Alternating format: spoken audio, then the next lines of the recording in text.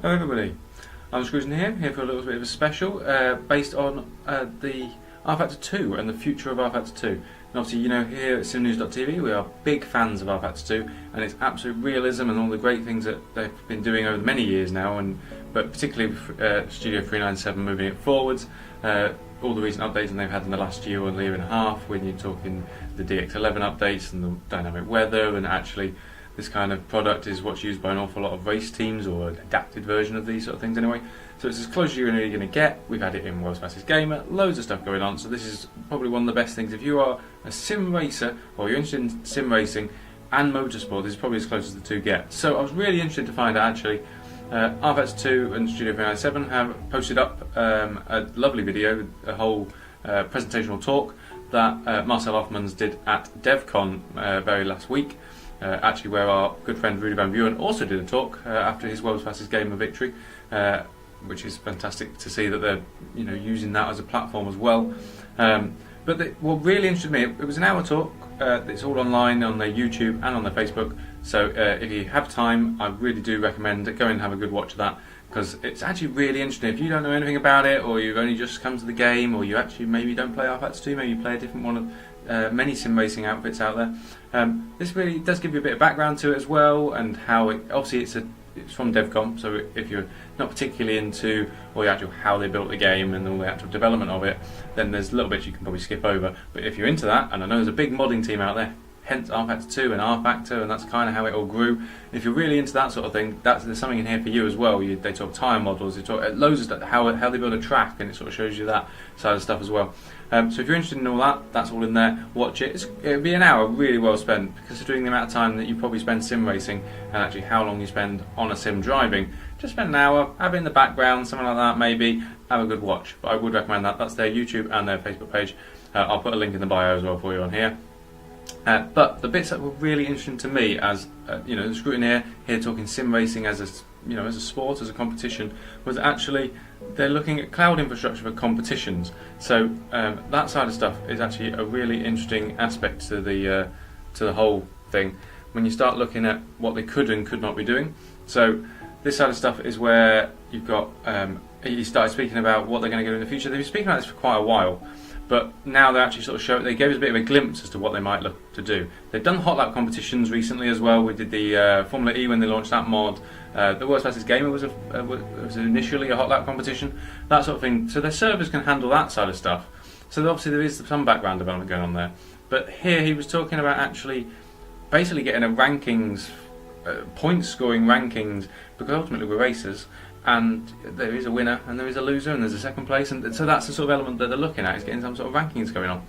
But it's obviously going to be running a lot of servers, and it sounds very sort of iRacing-esque in a way, but some of it isn't. So they're going to run these events, by the sounds of it, over the course of a whole week. And of that week they'd have multiple races, or multiple qualifying sessions, or multiple races at different times and time zones, so that you will find a time to race. Now obviously there's a competitor, there's loads of me going, well, you could be racing against much more competitive grids than others at certain times, against certain people. I don't know how they're going to work that out exactly, but it's really interesting to me that they're looking, I mean, there's a graphic on your screen now actually showing that, like, they did an example where if they did a GT3 series, they might run it at Aspen, Spa, Zolder, Zandvoort, and of that, he said actually they might do like free practice on a Thursday, they might do qualifying on a Friday, they might do or qualifying on a Saturday, and a sprint race and a feature race. That sort of element is what they were looking at on a Sunday. So spacing out like that, like a proper race weekend, making it very competitive, very, very much mirroring motorsport itself, which obviously is what the game does. So why wouldn't the competitions do that as well? Kind of makes sense, and I quite like that. There's a load of questions behind it though as to how that will actually pan out, how that actually work, and he also very quickly mentioned about special events as well, and they might be able to do certain things. I know he's quite an avid endurance guy, so there might be lots of things there. I'm already minds are racing with loads of stuff there, but the fact that they could bring specials in, maybe if you're certain ranking, you might get into different brackets and things like that, or how you actually earn. How do you earn ranking? If just a race win, is that a standard thing or not? And he said that's probably launched later this year. So it's not, this year is getting on now. We're mid-April already there. I know that rFactor, the sort of joke with rFactor is they always wait until the last minute, and everything comes out one day before they said it would, or bang on the day. So maybe we're talking December, who knows, but I'd love to think that actually this is something they might get going with, involving the whole mod team, involving the whole rFactor team. Utterly brilliant.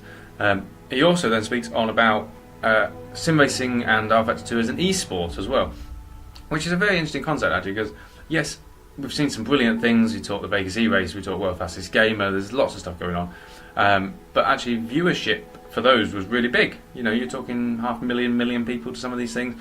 Big prize money as well when you're talking the Vegas race, that sort of stuff. And there's a lot of people out there that do watch these things.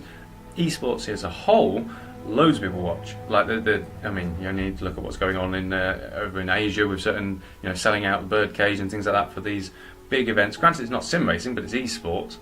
And then there's a whole thing that he does mention, which I don't know whether he says there's some sort of debate going on with the Olympic Committee. Now, obviously, the Olympic Committee are actually talking about esports becoming Olympic sports. But then there's a whole thing of what would you pick and what would actually be acceptable to the Olympic Committee as well. I don't think running around killing people on Call of Duty is going to be an acceptable use of the Olympic spirit. So, there's not many games. Most games are kind of that sort of thing. They're either killing people or it's all very fantasy based. It's probably not particularly Olympic feel. So maybe there is a case where actually sim racing could be more suitable for Olympics, being quite family friendly, quite everyone understands what it is as well, rather than having to sell them a concept of a fantasy world. Everyone knows motor racing. It happens in the real world. It only mirrors it. So actually, it really is quite a lot of things where you could go, well, maybe there's a legitimate reason to put that in. It doesn't have to be for the Olympics. It doesn't have to be viewership. They're not talking necessarily huge. They're talking huge numbers anyway. Not loads of people watch pole vault on a regular weekly basis, but that's in the Olympics, and everyone loves it when it's on. So there's lots of things that could happen there, and that's why at the end there's little bits, but it's little bits you try and read between the lines and what he may or may not know, I suppose. But it's just a thing, and there's loads of stuff going forwards as well. We spoke about licensing with certain tracks, and that certain tracks he's been speaking to them for about a year trying to get certain tracks, which is disappointing on one hand, but on the other hand, great that they are talking to other tracks and trying to get these guys on board. Just please get some of these over the line, please, because you must have been developing some of these by now. We want to see that content. We love it. We need to get it out there. If there's anything like the GT3 pack, I can't wait to see it. But really, that's it for me at the moment. It was just brilliant to watch, to see actually there's a bit of history behind it all and what's going on in the future. And I really think there's so much more to come from rFactor 2.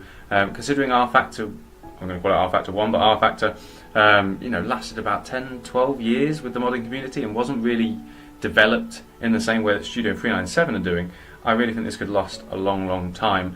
As he said actually at one point in the presentation, actually it's kind of developed as far as it can based on our computers at home at the moment. Like the computer processing power that people have wouldn't allow for a better game than it is at the moment. Like the processing power behind rFactor 2 with the physics and everything else is astounding, the amount of data that's in it. So actually, until the standard model for gaming computers at home catches up, because you wouldn't want to just cater to a very, very small market. Obviously, they are a game manufacturer. They do want to get lots and lots of people playing it, particularly if they start doing these online events as well.